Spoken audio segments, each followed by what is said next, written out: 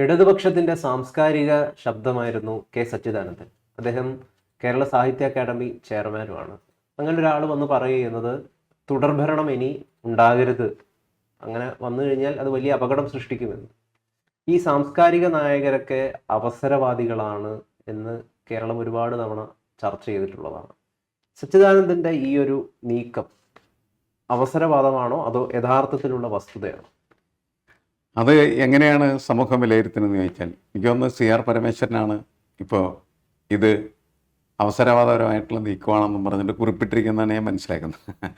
കാരണം ഭരണം ഇടതുപക്ഷത്തിൻ്റെ കയ്യിൽ നിന്ന് നഷ്ടപ്പെട്ടു പോകുമ്പോൾ പിന്നീട് കോൺഗ്രസ് അല്ലെങ്കിൽ UDFൻ്റെ ഭരണം വരുന്ന സമയത്ത് സാംസ്കാരിക ലാവണങ്ങളിലൊക്കെ ഒഴിവുകളുണ്ടാവും. അത് നികത്താൻ UDFന് ആവശ്യമായിട്ടുള്ള സാംസ്കാരിക നായകരില്ലല്ലോ. ഇടതുപക്ഷത്ത് നിന്ന് അങ്ങോട്ട് ലീനിയൻസ് കാണിക്കുന്നതായിട്ടുള്ള ആരെങ്കിലും ഉണ്ടെങ്കിൽ അവർക്ക് പലപ്പോഴും ഇതിനകത്തൊക്കെ പ്രവേശനം ലഭിക്കാനായിട്ടുള്ള സാധ്യത കൂടുതലാണ് എന്ന് കണ്ടിട്ടായിരിക്കണം CR അങ്ങനെ ഒരു അഭിപ്രായം പറഞ്ഞത് എന്നാണ് ഞാൻ കരുതുന്നത്. പക്ഷേ നമുക്ക് അങ്ങനെയല്ല, അവസരവാദപരമായ ഒരു പ്രസ്താവനയ്ക്ക് അപ്പുറത്ത് സച്ചിദാനന്ദൻ മാഷിൻ്റെ ഈ പ്രസ്താവനയ്ക്ക് എന്തെങ്കിലും പ്രസക്തി ഉണ്ടോ നോക്കലാണ് നമ്മൾ ആഗ്രഹിക്കുന്ന അതാണ്. മറ്റേതങ്ങനെ കിടന്നോട്ടെ, അത് അവരുടെ ഓരോരുത്തരുടെ അഭിപ്രായങ്ങളാണ്. എന്താണ് ഇടതുപക്ഷം നേരിടുന്ന പ്രശ്നം എന്താ? ഇടതുപക്ഷം നേരിടുന്ന പ്രധാനപ്പെട്ട പ്രശ്നം എന്ന് പറയുന്നത് ഭരണത്തിലേക്ക് വരുന്ന പാർട്ടി ഭരണത്തിൻ്റെ എല്ലാവിധമായിട്ടുള്ള ദുരാരാജങ്ങൾ, ശരിക്കും പറഞ്ഞാൽ ആചാരങ്ങൾ നമുക്ക് വിശേഷിപ്പിക്കാവുന്ന അത് മുഴുവൻ സ്വായത്തമാക്കി അവർ പോകുമ്പോഴാണ് സച്ചിദാനന്ദൻ മാഷ് സൂചിപ്പിച്ചതുപോലെ ഈ അധികാരം എന്ന് പറയുന്നത് യഥാർത്ഥത്തിൽ ദുരാധികാരമായി മാറുന്നു. ദുരാധികാരമായി മാറുക എന്ന് പറഞ്ഞാൽ ആ അധികാരം ആളുകൾ ഉപദ്രവിക്കുന്നതിന് വേണ്ടിയിട്ട് ഉപയോഗിക്കപ്പെടുന്ന ഒന്നായി മാറിത്തീരുന്നു എന്നാണ് അതിൻ്റെ അർത്ഥം. ഒരു പാർട്ടി സ്ഥിരമായി ഭരണത്തിലിരിക്കുന്ന സമയത്ത് സംഭവിക്കാവുന്ന ദുരന്തം ആണ് അതിലൂടെ സച്ചിദാനന്ദൻ സൂചിപ്പിക്കുന്നത്. പക്ഷേ എൻ്റെ ഒരു അഭിപ്രായത്തിൽ ഒരു പാർലമെൻ്ററി സംവിധാനത്തിനകത്ത് പ്രവർത്തിക്കുന്ന പാർട്ടിയെ സംബന്ധിച്ചിടത്തോളം പാർട്ടിക്കകത്ത് തന്നെ അതിന് കറക്റ്റ് മെഷേഴ്സ് ഉണ്ടാവേണ്ടതാണ്. ഒരു വിഭാഗം ആളുകളെ പാർലമെൻ്ററി രംഗത്തേക്ക് വിടുന്നു, മറ്റൊരു വിഭാഗം എന്ന് പറയുന്നത് പാർട്ടിക്കകത്തു നിന്ന് പ്രവർത്തിക്കുന്നു. അപ്പോൾ പാർട്ടിയുടെ പ്രധാനപ്പെട്ട ജോലി എന്താണ്? ഭരണത്തിൻ്റെ ഭാഗമായി പോകുന്നതായിട്ടുള്ള സംവിധാനത്തെ നിയന്ത്രിക്കലാണ്, അതിൻ്റെ കറക്റ്റീവ് ഫോഴ്സായിട്ട് നിൽക്കലാണ്. കേരളത്തിൽ അതില്ല. ഇപ്പം കേരളത്തിൽ ഭരണവും അതേപോലെ തന്നെ പാർട്ടിയും ഒന്നായി മാറി. ആ പാർട്ടിയുടെ നേതാവെന്ന് പറയുന്നത് ഭരണകൂടത്തിൻ്റെ നേതാവായി തീർന്നു. അതുകൊണ്ട് പാർട്ടിയുടെ ശബ്ദം ഭരണകൂടത്തിൻ്റെ ശബ്ദമായി തീർന്നു. ഭരണകൂടത്തിൻ്റെ ശബ്ദം ജനവിരുദ്ധമാണ് ഏത് ഭരണകൂടമായി കഴിഞ്ഞാൽ. അങ്ങനെ CPMൻ്റെ ശബ്ദം ജനവിരുദ്ധമായി മാറുന്നു എന്ന കാഴ്ചപ്പാടിൻ്റെ അടിസ്ഥാനത്തിലാണ് ഇത് ദുരാധികാരത്തിലേക്കുള്ള സഞ്ചാരമാണ് എന്ന് പറയുന്നത്. ആണ് പ്രധാനപ്പെട്ട കാര്യം. അതുപോലെ തന്നെ സാറ ടീച്ചറും പറഞ്ഞിരിക്കുന്നതും അങ്ങനെ തന്നെയാണ്, MN കാരശ്ശേരി പറഞ്ഞിരിക്കുന്നതും അങ്ങനെ തന്നെയാണ്. പക്ഷെ ഇതിൻ്റെ പ്രശ്നം എന്ന് വെച്ചാൽ MN കാരശ്ശേരി പക്ഷേ നേരത്തെ ഇടതുവിരുദ്ധനായിട്ട് പ്രഖ്യാപിച്ചിട്ടുള്ള ഒരാളാണ്, UDF പക്ഷപാതിയാണ്. പിന്നെ അപ്പം തന്നെ എന്താണ് UDFകാർ അധികാരം കിട്ടി. അദ്ദേഹത്തിന്റെ ഒരു കൺസേൺ എന്ന് പറയുന്നത് അധികാരം ഇനി UDFന് ലഭിച്ചില്ലെങ്കിൽ UDFകാർ മുഴുവൻ BJPയിലേക്ക് പോയി കളയും, അതുകൊണ്ട് അധികാരം വേണം എന്നുള്ളൊരു ലൈനാണ്. അങ്ങനെയാണ് അദ്ദേഹം പറയുന്നത്. ശരിയാണ്. ഞാൻ അദ്ദേഹം ഇടതുപക്ഷത്ത് നിൽക്കണോ വലതുപക്ഷത്ത് നിൽക്കണോ എന്ന് നോക്കിയിട്ട് പറഞ്ഞതല്ല. സാംസ്കാരിക രംഗത്ത് പ്രവർത്തിക്കുന്നതായിട്ടുള്ള ആളുകളുടെ പൊതുവെ അഭിപ്രായം ഇങ്ങനെ വരുന്നത് അതിൻ്റെ അടിസ്ഥാനത്തിൽ ആണ് എന്നാണ് പറഞ്ഞത്. നോക്കൂ, അങ്ങനെയാണോ ഒരു പാർട്ടി പാർലമെൻ്ററി രംഗത്ത് പ്രവർത്തിക്കുന്ന ഒരു സംവിധാനം പ്രവർത്തിക്കേണ്ടത്? അങ്ങനെ അല്ലെന്നുള്ള അഭിപ്രായക്കാരനെ. ഇടതുപക്ഷം തുടർച്ചയായി എല്ലാ വർഷവും ഭരിക്കാൻ പറ്റുന്ന രീതിയിൽ പാകപ്പെടണം. അങ്ങനെ പാകപ്പെടണമെങ്കിൽ എന്ത് വേണം? ജനങ്ങൾക്ക് സ്വീകാര്യമായിട്ടുള്ള പ്രവർത്തനങ്ങളായിരിക്കണം നടത്തേണ്ടത്, അല്ലേ? ജനങ്ങൾക്ക് സ്വീകാര്യമായ ഭരണകൂടത്തെ ജനങ്ങളെന്തിന് പുറത്താക്കേണ്ട ആവശ്യമില്ല. CPMൻ്റെ അടിസ്ഥാനപരമായ അല്ലെങ്കിൽ ഇടതുപക്ഷത്തിൻ്റെ അടിസ്ഥാനപരമായ കാഴ്ചപ്പാട് ജനകീയമാണ് എങ്കിൽ അവർ ജനങ്ങൾക്കൊപ്പമായിരിക്കുകയും ആ ജനങ്ങളാണ് അവരെന്ത് ചെയ്യുന്നത്? വീണ്ടും അധികാരത്തിൽ കൊണ്ടുവരുന്നത്. അപ്പോൾ വീണ്ടും അധികാരത്തിൽ വരുന്നതല്ല പ്രശ്നം. അധികാരത്തിൽ കയറി ജനങ്ങളുടെ നെഞ്ചത്ത് ചവിട്ടാൻ തയ്യാറാവുന്നതാണ് പ്രശ്നമായിത്തീരുന്നത്. അങ്ങനെ വരുമ്പോൾ ആ അധികാരത്തിൻ്റെ കാലുകളെയും ആളുകൾ തല്ലിയൊടിക്കാനായിട്ട് തയ്യാറാവും. അങ്ങനെയാണ് അവർ പുറത്താക്കപ്പെടുന്നത്. നെഞ്ചത്ത് ചവിട്ടുന്നു എന്ന് പറഞ്ഞല്ലോ. അതായത് ഇപ്പം സുധാകരനൊക്കെ ഒരു ഒളിയമ്പ് നടത്തിയിട്ടുണ്ട്. ഈ 2 ടേം എന്തുകൊണ്ട് പിണറായിക്ക് ബാധകമല്ല എന്നാണ് ചോദിക്കുന്നത്. അത് വ്യക്തിപരമായിട്ടുള്ള പ്രശ്നം. അല്ല, നെഞ്ചത്ത് ചവിട്ടുന്നത് അപ്പൊ ആരാണെന്നുള്ളതാണ് ചോദ്യം. ജനങ്ങളുടെ നെഞ്ചത്ത് ചവിട്ടുന്ന നേതാവ് ആരാണ്? പിണറായി എന്നാണ് ജി സുധാകരൻ പറയുന്നത്. ഞാൻ പറയുന്നത് എങ്ങനെ പിണറായി അങ്ങനെയായി? ഈ പാർട്ടിയാണുള്ള ഭരണത്തിൽ വരുന്നത്, പിണറായി അല്ല ഭരണത്തിൽ വരുന്നത്. ഈ പാർട്ടി ഭരണത്തിൽ വരുന്നു, ഭരണത്തിൽ പാർട്ടി എത്തിക്കഴിഞ്ഞ സമയത്ത് പാർട്ടി അദ്ദേഹത്തെ മുഖ്യമന്ത്രിയാക്കുന്നു. മുഖ്യമന്ത്രിയാക്കിയതിന് ശേഷം അദ്ദേഹം എന്ത് ചെയ്യുന്നു? പാർട്ടി അദ്ദേഹത്തിൻ്റെ കഷത്തിലെടുത്ത് വെക്കുന്നു. അപ്പോൾ ഈ പാർട്ടി സംവിധാനത്തിൽ പ്രവർത്തിക്കുന്നതായിട്ടുള്ള ആളുകൾ എന്ത് ചെയ്യുമായിരുന്നു? പാർട്ടിയുടെ സെക്രട്ടറി ഉണ്ട്, പാർട്ടിയുടെ സെക്രട്ടേറിയറ്റ് മെമ്പർമാരുണ്ട്, പാർട്ടിയുടെ സംസ്ഥാന കമ്മിറ്റി ഉണ്ട്. എവിടെ അവരിത് തിരുത്തേണ്ടതല്ലേ? അവർ തിരുത്തിയോ? അവർ തിരുത്തിയില്ല. അപ്പോൾ അതുകൊണ്ട് ഒരാൾ അധികാരത്തിൻ്റെ ഏറ്റവും ഉച്ചിയിലെത്തുമ്പോൾ എല്ലാം അദ്ദേഹത്തിന് കീഴ്ക്കെ വെക്കുക എന്ന് പറയുന്നത് ഒരുതരം അടിമത്ത മനസ്ഥിതിയുടെ ഭാഗമായിട്ട് രൂപം കൊള്ളുന്നതാണ്, അല്ലേ? അതെ. അതല്ലെങ്കിൽ അങ്ങനെ സംഭവിക്കില്ല. അപ്പോൾ ഇവരൊക്കെ ഇതിനകത്ത് കുറ്റവാളികളാണ്. ഒന്നാം കുറ്റവാളി പിണറായി ആണെങ്കിൽ ഈ അവസാനം വന്ന് നിൽക്കുന്നതായിട്ടുള്ള ജി സുധാകരൻ വരുന്ന ആളുകൾ വരെ അതിൻ്റെ ഭാഗമാണ് എന്നുള്ളതാണ് പ്രധാനപ്പെട്ട കാര്യം. ഇത് പാർട്ടി കമ്മിറ്റികളിലാണ് ചർച്ച ചെയ്യേണ്ടത്. പാർട്ടി കമ്മിറ്റികളിൽ ചർച്ച ചെയ്ത് വ്യത്യസ്തമായിട്ടുള്ള തീരുമാനങ്ങൾ എടുത്തു കഴിഞ്ഞാൽ ആ തീരുമാനം നടപ്പിലാക്കാനായിട്ട് മാത്രമേ ഈ മുഖ്യമന്ത്രി കഴിയുള്ളൂ. അതിൽ കൂടുതൽ അധികാരമൊന്നും അദ്ദേഹത്തിന് ഇല്ല. പക്ഷെ പാർട്ടി അത് ചെയ്യുന്നില്ല. അവിടെയാണ് പാർട്ടി പരാജയപ്പെട്ടിരിക്കുന്നു, പാർട്ടി ജീർണിച്ചിരിക്കുന്നു എന്നതിന് പ്രാധാന്യം വരുന്നു. ഇപ്പൊ സച്ചിദാനന്ദൻ മാഷ് പറയുന്നത് സൈബർ കൂട്ടങ്ങളുടെ സംഘം കാര്യമറിയാതെ തന്നെ വിമർശിക്കുന്നു. ഇന്നിപ്പോൾ വീണ്ടും ഒരു പോസ്റ്റുമായിട്ട് ഫേസ്ബുക്ക് കുറിപ്പുമായിട്ട് രംഗത്ത് വന്നിട്ടുണ്ട്. അതിൽ മാർക്സിസ്റ്റ് ചിന്തകനായിട്ടുള്ള ജാക്ക് ക്രാൻസിയർ അദ്ദേഹത്തെയൊക്കെ കോട്ട് ചെയ്തുകൊണ്ടാണ് സംസാരിക്കുന്നത്. അതായത് തുടരെ ഒരു മോണോപ്പൊളി, അധികാര മോണോപ്പൊളി ഉണ്ടായി കഴിഞ്ഞാൽ ജീർണിച്ചു പോകും എന്നുള്ളതാണ്. അതായത് മധ്യവർഗത്തെ സന്തോഷിപ്പിക്കലല്ല ജനാധിപത്യം, അത് ശബ്ദമില്ലാത്തവരെ കേൾക്കലാണ്. ന്യൂനപക്ഷങ്ങൾക്കൊപ്പം അതുപോലുള്ള അടിസ്ഥാന ജനവിഭാഗങ്ങൾക്കൊപ്പം നിൽക്കാനായിട്ട് പാർട്ടിക്ക് പറ്റുന്നില്ല. അത് മിഡിൽ ക്ലാസിൻ്റെ അല്ലെങ്കിൽ അപ്പർ മിഡിൽ ക്ലാസിൻ്റെ വികസന സ്വപ്നങ്ങൾക്കൊപ്പം പായുന്നു. ഒപ്പം ഹിന്ദുത്വയുടെ അജണ്ടയെ വളരെ ഭംഗിയായിട്ട് ജനങ്ങൾക്ക് മുമ്പാകെ പ്രതിഫലിപ്പിക്കാനോ അല്ലെങ്കിൽ അവതരിപ്പിക്കാനോ അവർ സഹായം ചെയ്യുന്നു തുടങ്ങിയതാണ് ഉയരുന്ന വിമർശനം. ന്യൂനപക്ഷങ്ങൾക്കൊപ്പം പാർട്ടി നിൽക്കുന്നില്ല എന്ന് വളരെ കൃത്യമായിട്ട് സച്ചിദാനന്ദ മാഷ് പറയുന്നുണ്ട്. ഇതിൻ്റെ ഒരു പ്രശ്നം എന്താണെന്ന് വെച്ചാൽ ന്യൂനപക്ഷങ്ങൾക്കൊപ്പം പാർട്ടി നിൽക്കുക എന്ന് പറയുന്നത് എന്താണ് ഉദ്ദേശിക്കുന്നത്? ന്യൂനപക്ഷങ്ങൾക്കെതിരെ എന്ത് ചെയ്തു പാർട്ടി കേരളത്തിൽ? അത് സച്ചിദാനന്ദൻ വിളിച്ചു പറയണമല്ലോ. ഈ കഴിഞ്ഞ നമ്മളുടെ തദ്ദേശ സ്വയംഭരണ സ്ഥാപനങ്ങളെ കടന്ന തെരഞ്ഞെടുപ്പിൽ മുസ്ലിം സമുദായം, മുസ്ലിം ന്യൂനപക്ഷം ഇടതുപക്ഷത്തിന് വോട്ട് ചെയ്തില്ല. എന്തുകൊണ്ടെന്നുള്ള ചോദ്യം CPM ഉയർത്തിയോ? CPM അത് ആരോടാണ് ചോദിക്കേണ്ടത്? ന്യൂനപക്ഷങ്ങളോട് ചോദിക്കുന്നത്. ഞങ്ങൾക്ക് വോട്ട് ചെയ്തില്ല, നിങ്ങൾക്കെതിരെ ഞങ്ങൾ എന്താണ് ചെയ്തത്? അത് പറയണ്ടേ? എനിക്ക് കേരളത്തിലത് ആരാണ് ചോദിച്ചത്, ആരാണ് അതിന് ഉത്തരം പറഞ്ഞത്? സച്ചിദാനന്ദ മാഷ് പറഞ്ഞ ഉത്തരം നിങ്ങൾ ന്യൂനപക്ഷങ്ങൾക്കെതിരെ ഇന്ന കാരണങ്ങൾ ചെയ്തു, അതുകൊണ്ട് നിങ്ങളെ ഭരണത്തിൽ കൊണ്ടുവരാൻ പാടില്ല എന്ന് പറഞ്ഞാൽ നമുക്ക് മനസ്സിലാവും.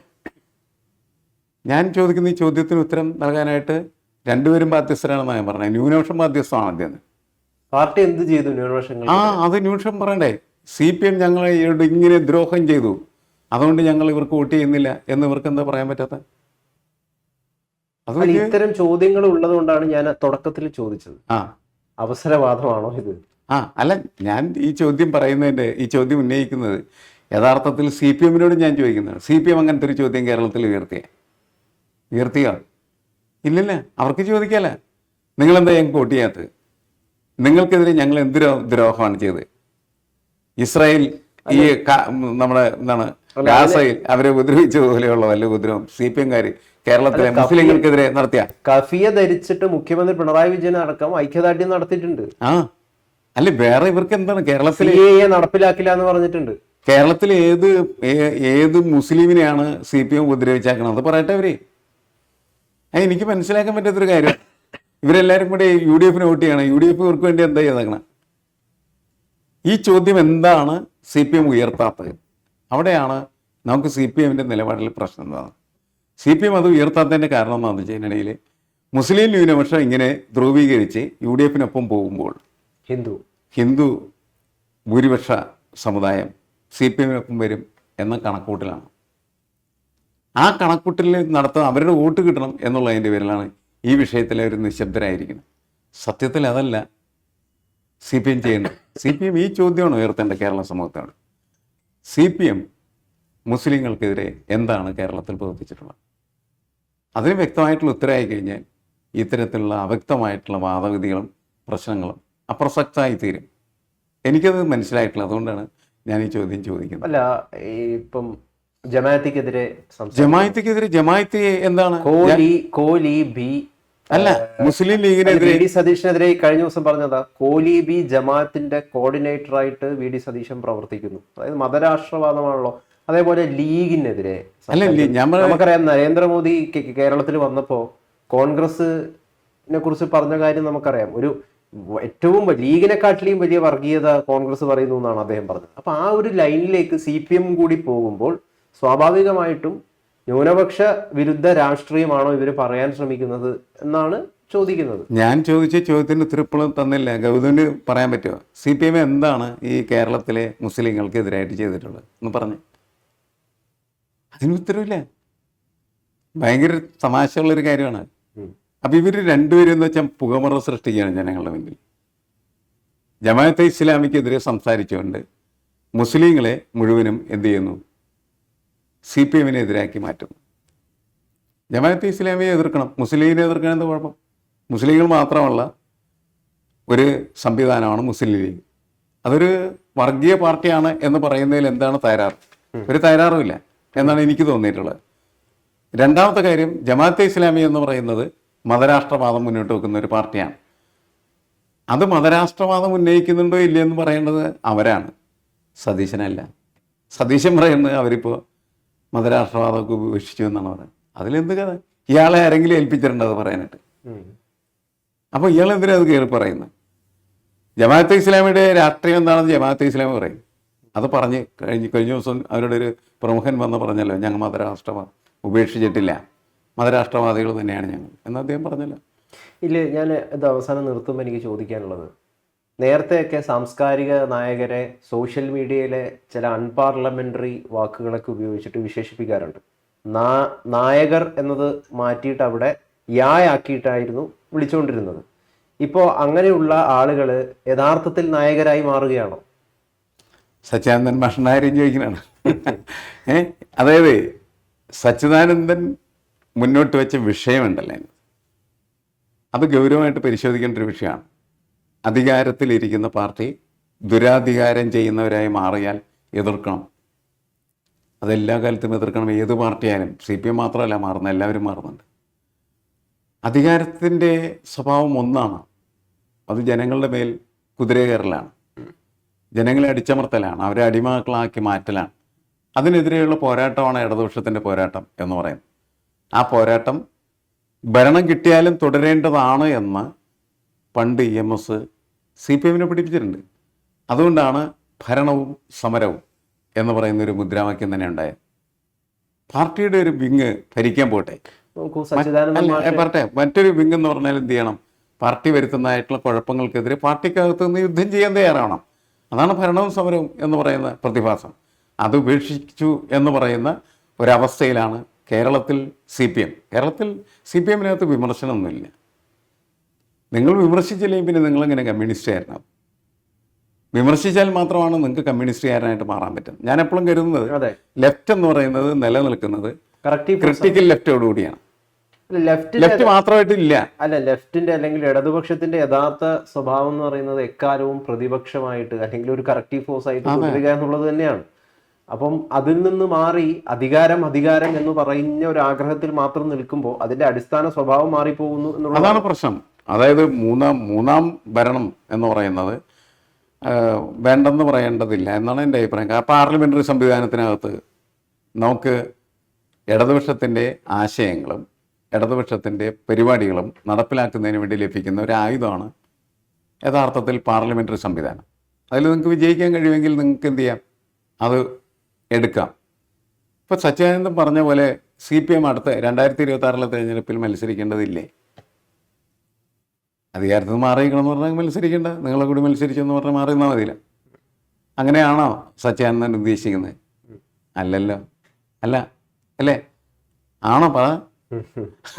അങ്ങനെയല്ലല്ലേ, അങ്ങനെ പറയാൻ പറ്റൂല. ഒരു പാർട്ടിയോട് നിങ്ങൾ തെരഞ്ഞെടുപ്പിൽ മത്സരിക്കണം, നിങ്ങൾക്ക് ഭരണം വേണ്ട, മാറിക്കൊന്നും പറയാൻ പറ്റില്ല. അല്ല, ഇപ്പൊ ഇവിടുത്തെ വിഷയം എന്താന്ന് വെച്ച് കഴിഞ്ഞാല് സൈബർ ആക്രമണങ്ങൾ അദ്ദേഹത്തിനെതിരെ ഭയങ്കരമായിട്ട് വരും. വരട്ടെ. ഇപ്പം കരിവള്ളൂർ മുരളിയെ പോലുള്ള ആളുകൾ, ഇപ്പം എന്താണ് നമ്മുടെ നാടക അക്കാദമിയുടെ ആള്, പിന്നെ അതേ സെക്രട്ടറി, പിന്നെ അതോടൊപ്പം തന്നെ അശോകൻ ചെരുവിലിനെ പോലുള്ള ആളുകൾ, ഇവരൊക്കെ ഇദ്ദേഹത്തിനെ അധിക്ഷേപിക്കുന്ന തരത്തിലേക്ക് മാറുകയാണ്. കാരണം ഒരു സമയത്ത് എനിക്ക് പ്രായാധിക്യമായി, പ്രസംഗിക്കുമ്പോഴൊന്നും പലതും വരുന്നില്ല, ഓർമ്മയില്ല എന്നൊക്കെ അദ്ദേഹം തന്നെ പറഞ്ഞിട്ടുണ്ട്. അതിനെ കോട്ട് ചെയ്തുകൊണ്ട് അതാണ് അദ്ദേഹത്തിന് സംഭവിച്ചിരിക്കുന്നത്.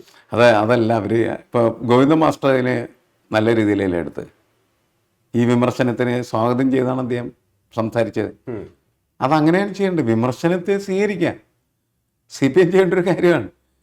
കാരണം ഈ മാർക്സിസത്തിൻ്റെ അടിസ്ഥാന ശിലകളിലൊന്നാണ് വിമർശനവും സ്വയം വിമർശനം. അതാണ് അതിനെ കറക്റ്റ് ചെയ്തെന്ന് മുന്നോട്ട് കൊണ്ടുപോകുന്നത്. അത് ഉപേക്ഷിച്ചതാണ് കേരളത്തിലെ പാർട്ടിയുടെ ദുരന്തം. ഇത് മത്സരിക്കേണ്ട എന്ന് ഇവർ അധികാരം വേണ്ട, മത്സരിക്കേണ്ട എന്ന് പറഞ്ഞാൽ അത് കേൾക്കാൻ ആരും ഉണ്ടാവില്ല. നമ്മൾ എതിർക്കേണ്ടത് അധികാരത്തിൽ വരേണ്ടെന്നല്ല നമ്മൾ പറയാം, അല്ലെങ്കിൽ പറയേണ്ടത്. അധികാരത്തിൽ വരുമ്പോൾ ഇങ്ങനെയുള്ള തോന്നിയവാസങ്ങൾ ചെയ്യാൻ പാടില്ല. നിങ്ങൾ ഒരു അധികാരത്തിൻ്റെ ഹുങ്ക് കാണിക്കുന്ന, ധിക്കാരം കാണിക്കുന്ന, ധാർഷ്ട്യം കാണിക്കുന്ന പ്രതീകമായി മാറാൻ പാടില്ല. നിങ്ങൾ ജനങ്ങളോട് വിനയപൂർവ്വം പെരുമാറാൻ ബാധ്യസ്ഥരാണ്. അതിന് പകരം നിങ്ങൾ പാർട്ടിക്കകത്ത് നിലനിൽക്കേണ്ട ഉൾപാർട്ടി ജനാധിപത്യത്തെ തകർത്ത് കേന്ദ്രീകൃത ജനാധിപത്യ വ്യവസ്ഥയുടെ പേര് പറഞ്ഞ് എല്ലാം നിങ്ങൾ ഒറ്റയ്ക്ക് ചെയ്യുകയും അല്ലെങ്കിൽ കൂടുതൽ ഉപജാഗർ ചെയ്യുന്നതുമായിട്ടുള്ള സംവിധാനം നമ്മളൊക്കെ എത്ര കാലമായി അതിനെതിരായിട്ട് സംസാരിച്ചുകൊണ്ടിരിക്കുന്നതാണ്. സച്ചിദാനന്ദന് ഇന്നലെയാണ് സംസാരിച്ചതെന്ന് മാത്രമേ ഉള്ളൂ. നമ്മൾ നിരവധി വർഷങ്ങളായിട്ട് ആ തരത്തിലുള്ള പാർട്ടിക്കകത്ത് സംഭവിച്ചുകൊണ്ടിരിക്കുന്നതായിട്ടുള്ള ജീർണതകൾക്കെതിരെ ശക്തമായ പോരാട്ടം അഴിച്ചുവിട്ട് മുന്നോട്ട് പോയിക്കൊണ്ടിരിക്കുന്ന ഒരുപാട് ആളുകൾ കേരളത്തിലുണ്ട് ശരിക്കും. അതായത് മാഷ് പറയുന്നത് പിണറായി വിജയൻ ഫാൻസ് അല്ലെങ്കിൽ ഭക്തരുണ്ടാകുന്നത് സ്വയം വിമർശനം നടത്താത്ത പാർട്ടി പ്രവർത്തകർ ഉള്ളത് കൊണ്ടാണ്, ഒരു ആരാധക വൃന്ദമായിട്ട് ഇവർ മാറുന്നത് കൊണ്ടാണെന്നാണ്. ആൾക്കൂട്ടവും ആരാധക വൃന്ദവും ആഘോഷ കമ്മിറ്റിയൊക്കെ ആയിട്ട് പാർട്ടി മാറിയാൽ ഇങ്ങനെ ഇരിക്കും. അപ്പോഴാണ് നമ്മൾ എന്ത് ചെയ്യുന്നത്, തിരുവാതിര കളിക്കാനൊക്കെ പോകുന്നത്. മനസ്സിലായി? അതൊക്കെ തെറ്റാണെന്ന് പറയാനായിട്ടുള്ള ചങ്കുറ്റമുള്ള ആളുകളാണ് യഥാർത്ഥത്തിൽ പാർട്ടിയുടെ പ്രവർത്തകരായിട്ട് പാർട്ടിക്കകത്ത് നിൽക്കേണ്ടത്. പാർട്ടിക്കകത്ത് തന്നെയാണ് അത് പറയേണ്ടത്. അപ്പം ഞാനൊരു പുതിയ നിർദ്ദേശം വെക്കുന്നത് ഇങ്ങനെയാണ്: പാർട്ടിക്കകത്തൊരു വിമർശനത്തിന് സ്പേസ് ഉണ്ടല്ലോ, ആ വിമർശന സാധ്യതകൾ ഉപയോഗിക്കും. 2, പാർട്ടിക്ക് പുറത്ത് നിന്ന് കുറേ ആളുകൾ വിമർശിക്കുന്നുണ്ട്, അതൊരു ബഫർ സോണിൽ കിടക്കുന്ന ആളുകളായിട്ട് കണക്കാക്കുക. അവരെ ഉന്മൂലനം ചെയ്യേണ്ട കാര്യമില്ല. അവർ പറയുന്നതിന് നല്ല കാര്യങ്ങളുണ്ടെങ്കിൽ സ്വീകരിക്കുക. കരിവള്ളൂർ മുറിലേക്ക് എന്തിനാണ് കൊടുവാളുമായിട്ട് ഇപ്പോൾ ഈ നാവാണല്ലോ. എന്ത് കാര്യം? നാവിന് പിന്നെ എങ്ങനെ പറയും? നാവ്